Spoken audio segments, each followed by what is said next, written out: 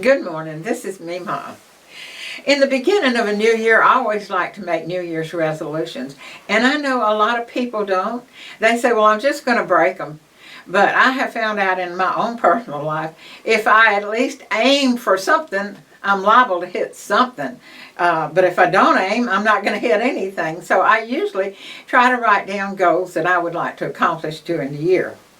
And 2012 had been a really good year. That was the year that I wrote my book, Answers to Questions You Always Wanted to Know About Christianity, but were afraid to ask. And so it had been a really good, successful year. I had spoke at a lot of churches, and I had sold over 300 books out of the back of my car, and it had been exciting to do all of that. So I enjoyed 2012.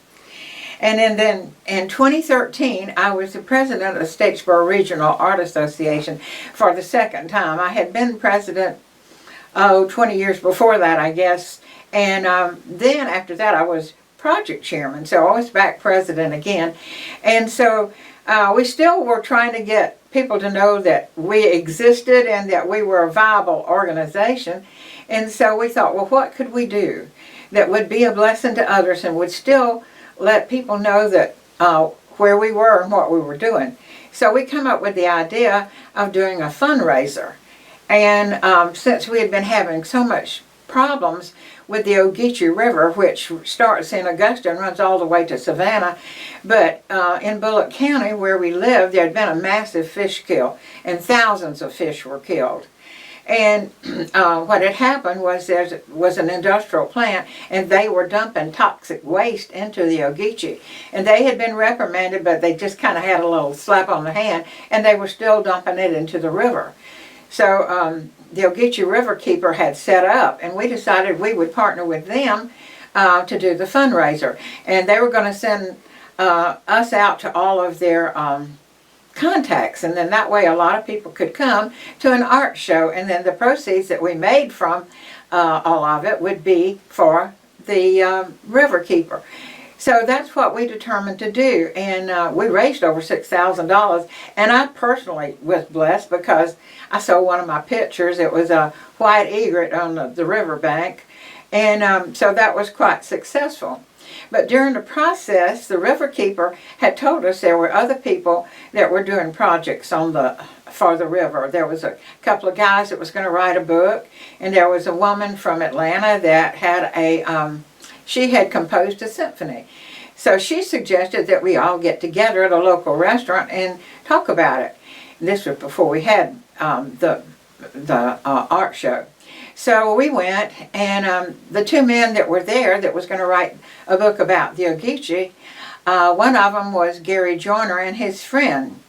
And so I think I knew that day that he was a widow, but I really wasn't interested, and I didn't think he was interested. So that was that meeting, but he had some videos on his camcorder, and he wanted us to see those pictures that he'd taken because he thought he had some really good ones, and he thought we might could use them. So he wrote me a couple of business letters about the Ogeechee, wanting to get back together. So Wanda, my friend from Bullock County, she had suggested that she and I get a trailer and start up in Augusta and follow the river, stopping along the way, and she would paint pictures and I would gather stories about the river. Well, since Gary and his friend were doing that, we decided we need to get together with them. So we met Gary, and his friend couldn't come with him because even at that time he was beginning to have problems where he couldn't walk well. And so we met Gary, and he was nice enough. He was real interested in my friend Wanda, but he wasn't particularly interested in me, and neither was I interested in him. But he insisted that we take the camcorder home. Well, I didn't want to take it home because I don't like to take anything of value to someone else that I have to be responsible for. But he insisted, so we carried it with us to look. And then when it came time to return it, Wanda couldn't go with me. So I ended up meeting Gary at the restaurant. Well, he was a whole lot more interested that day. And but I still wasn't particularly interested in him. But several people knew that I'd met him, and so they said, give the boy a chance. Well, I thought he did seem nice enough, so we went out to eat lunch, and I found out that he was really a decent, moral man, and he treated me with dignity and respect, and I liked having lunch with him, and so we met again, and he was a lot of fun. He was a history buff, and in the meantime, while we were getting to know one another, he carried me all around Jenkins County and showed me where Sherman marched to the sea and what all happened while he was in Jenkins County. And we went to one of the churches where he had allowed his horses to go in the church, and there was hoof prints still on the floors, but I didn't get to see it because it was closed that day that we went. And so we began to see each other. This was the beginning of an onslaught of a lot of medical problems. I had broken my foot 40 years ago, and then 20 years later I had sprained the other one, and I'd had problems then and had to go to therapy and get orthotics and do all that. And so I began to have troubles with my feet again, and not really bad, but at Christmas, just before 2014, I was packing up all my Christmas decorations from Christmas, and I didn't realize it, but I had worked too long, and I was in real bad trouble with my feet. I could hardly walk. As time passed, like I said, we became friends, and I really thank God for sending Gary my way, because I was lonely and he was lonely, and it was a good match that we enjoyed one another's company and going out to eat. I managed to get along pretty good, and I went to some of my artsy friends and we went on a painting trip to Punta Gorda, Florida. Drove all the way down to Naples, and I saw gorgeous, wonderful sunsets, and we had a great time in spite of my feet giving me so much trouble. And then I didn't know that I was going to get to go to Punta Gorda, and I'd already made reservations to go to Woodmen of the World camp. And so when I got back home, I got home on Friday, and we left Monday to go to Woodmen of the World down at near St. Simons, Georgia. And so we had a lot of fun. I told you how we were like kids when we go to camp. And I had carried this friend of mine of 40-something years went with me, Shirley. And they had a band there, and it's nothing but people that were married and a lot of us single women. So we got up and we were dancing, and all of a sudden I misstepped, and I knew that I had hurt myself some kind of bad. So I sat back down, and then I told Shirley, I said, I think we need to go to the cabin because I'm having severe problems, and I don't know how much longer I can stand up.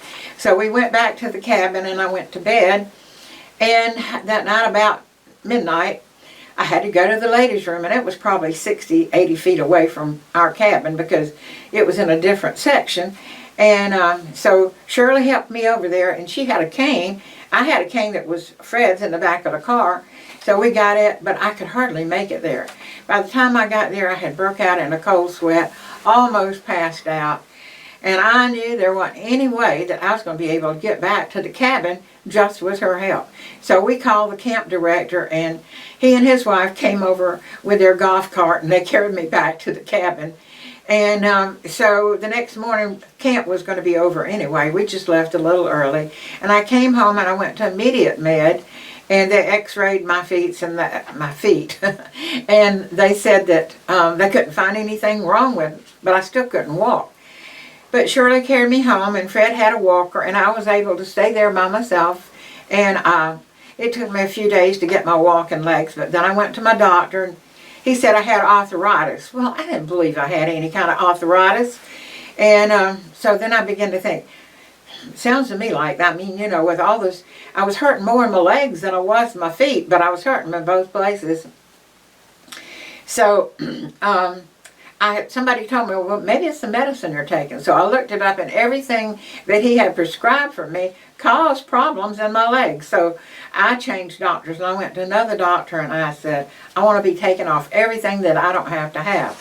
So she prescribed just medication for my high blood pressure.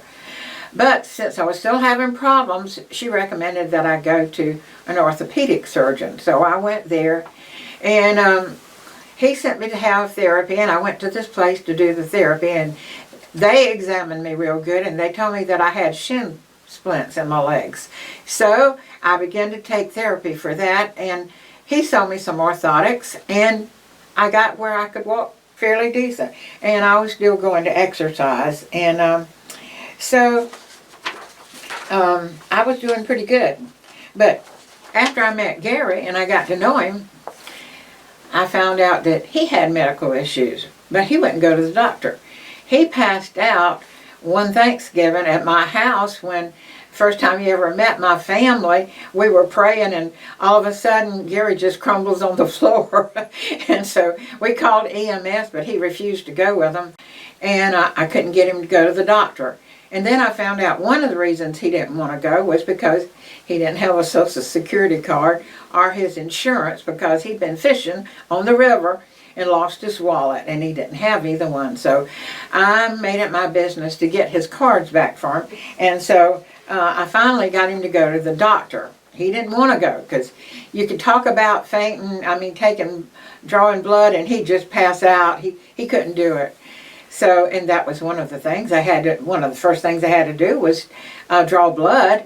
And, he dreaded it. You just can't imagine a grown man dreading to have his blood drawn like he did. So, to help him, I held his hands, and I told the doctor ahead of time that he's liable to pass out. So she laid him down on the stretcher, and we got in there, and she and I got to talking, and I said, just put on your big boy pants and man up. I said, you can do this. And we just kept talking.